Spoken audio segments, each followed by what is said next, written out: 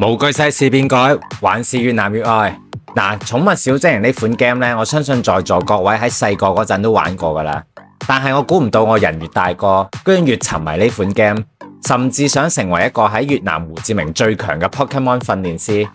咁我今日就同咁多位訓練師 share 一下我單人打徽章嘅心得。咁首先呢，我哋嚟到呢個一區嘅日本街。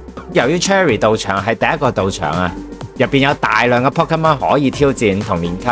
入面啲對戰呢都係得幾個招式嘅啫，所以呢係屬於比較簡單就可以過關嘅。咁對於新手嚟講呢，絕對係一個非常友好嘅地方。咁然後有啲朋友仔會問啦，有冇啲難啲嘅地方可以挑戰一下？咁肯定有啦。接落嚟呢，我哋就試試都喺一區嘅杜拜道場。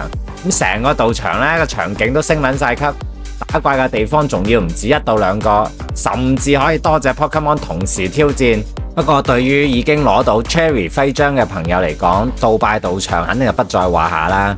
咁攞完上面2個徽章啦，差唔多就可以挑戰高級嘅道場啦，就係龍之宮道場啊。咁龍之宮道場呢係屬於一個非常緊張刺激嘅劇情點，唔單止有多場景融合嘅戰鬥畫面，仲有各種數值爆標嘅 Pokemon 喺入邊。咁值得注意嘅就係龍之宮道場入邊嘅水池場景啊，並唔係一個人訓練時可以挑戰嘅，係需要多人組隊聯機去打嘅。咁如果咧你係同朋友一齊去打嘅話咧，可以嘗試挑戰一下。基本上咧攞到上面3個道場嘅徽章咧，喺胡志明就算係一個合格嘅訓練師啦。咁今日就講住咁多先啦，係咁先，拜九拜。